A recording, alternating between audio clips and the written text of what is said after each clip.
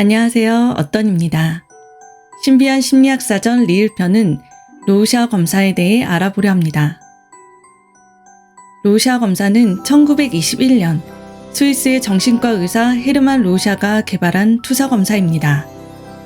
심리학, 특히 상담에서 쓰는 검사는 크게 두 가지 검사로 나뉘어 있는데, 하나는 객관적 검사, 다른 하나는 로샤 검사와 같은 투사적 검사입니다. 여러분들이 심리 검사에 참여했을 때 문항에 맞는 답을 체크해서 제출했다면 여러분이 참여한 검사는 객관적 검사입니다. 객관적 검사는 응답자가 답한 객관적 데이터가 있는 검사이죠. 대표적인 객관적 검사는 MMPI-2, 다면적 인성 검사가 있습니다. 이 외에도 객관적 검사는 엄청 많고 지금까지도 활발하게 개발되고 있습니다. 객관적 검사는 투사적 검사에 비해 효과성 검증이 쉬운데 바로 통계적 유의성을 검증할 수 있다는 장점이 있습니다. 통계적으로 유의 확률이 그렇게 나왔다고 하면 숫자로 검증이 된 것으로 그 검사의 효용성이 입증이 된 것이죠. 그것이 우리가 믿는 숫자의 힘입니다. 개인적으로 저는 통계를 통해 증명해내는 양적 연구 방법론과 면담이나 참여 관찰, 문헌 분석 등의 질적 연구 방법론, 둘 다 장단점이 있고 두 연구 방법론이 서로의 부족한 면을 채울 수 있다고 생각합니다. 그러나 심리학, 특히 미국과 한국 심리학에서는 양적 연구 방법론을 조금 더 우선시하는 경향이 있습니다. 방법론 얘기까지 했네요.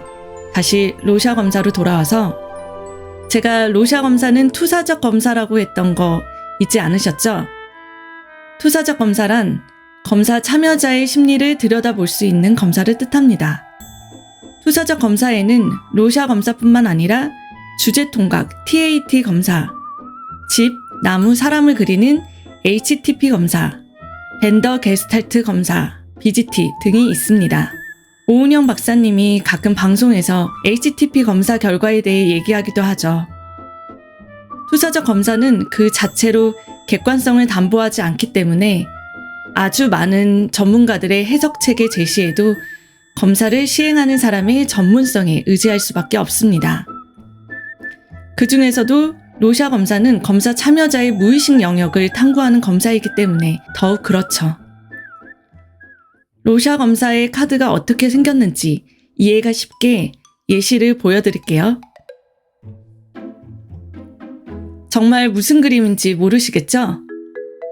로샤 검사는 잉크 반정 검사라고도 불리는데 이렇게 종이에 잉크를 실수로 엎어버린 다음에 종이를 반으로 접었다 핀 것 같은 이 모호한 자극이 검사 참여자에게 어떻게 보이는지로 검사합니다.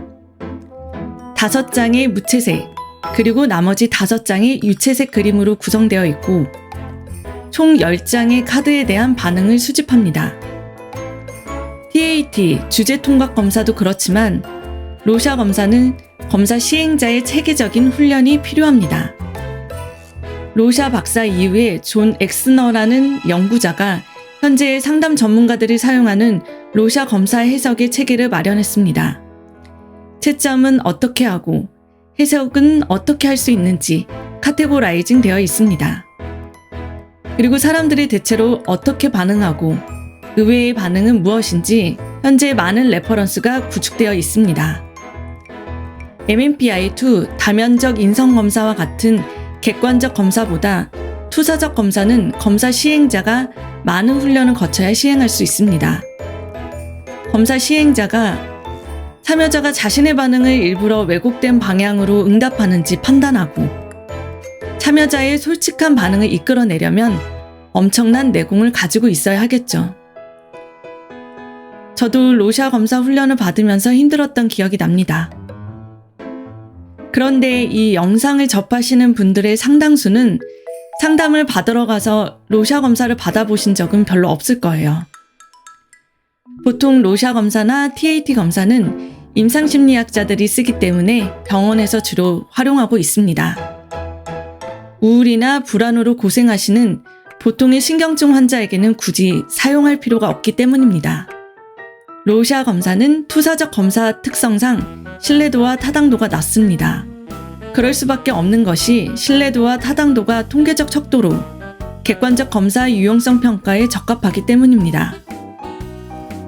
신뢰도의 경우에는 이 검사를 여러 번 검사해도 똑같은 결과를 얻을 수 있어 이 검사를 신뢰할 수 있는지, 타당도는 이 검사가 측정하고자 하는 것을 정확하게 측정하고 있는지를 알아보는 척도로 객관적 검사의 경우 신뢰도와 타당도가 높습니다.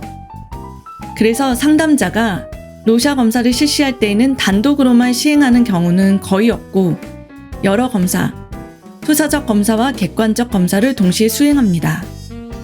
거기에 상담자가 초기 상담 기록지를 통해 상담에 참여하는 사람에 대한 다양한 정보와 주 호소 문제 등을 파악하면서 상담 계획을 세우게 됩니다. 로샤 검사 하나만으로 상담 의뢰인을 단번에 평가하는 일은 없습니다. 만약 그런 일이 있다면 그건 정말 큰 문제입니다. 또한 상담자가 상담 계획을 세우고 내담자, 상담 의뢰인에 대한 가설을 세웠다 하더라도 상담 과정을 통해 가설을 수정하면서 내담자를 보다 정확하면서도 인격적으로 알아가는 노력을 합니다. 상담 초기의 이 노력의 결과로 상담자와 내담자 간 신뢰감, 라포가 형성되면 수월하게 상담 회기를 진행할 수가 있죠. 그러나 실제 상담 장면에서는 다양한 이유로 이 중요한 라포가 형성되기 어렵습니다. 그래서 내담자들이 원하는 목적지에 도착하기도 전에 상담이라는 열차에서 중도 하차하는 경우가 비일비재하죠.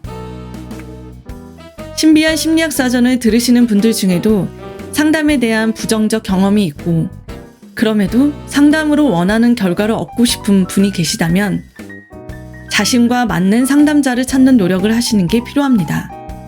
누구의 부족함이나 잘못으로 인한 것이 아니라 상담자와 내담자 관계 또한 인연이 있습니다.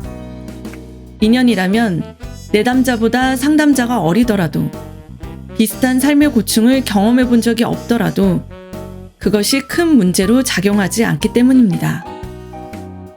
자신이 신뢰할 수 있는 상담자를 만나시는 게 매우 중요합니다. 오늘은 로샤 검사에 대해 알아보았습니다. 다음 신비한 심리학 사전 미음편 또한 기대해 주세요. 혹시 신비한 심리학 사전에서 다루어 주었으면 하는 심리학 이야기가 있다면 그 어떤 것도 좋으니 댓글로 남겨주세요. 여러분의 관심과 애정은 신비한 심리학 사전을 더 풍요롭게 합니다.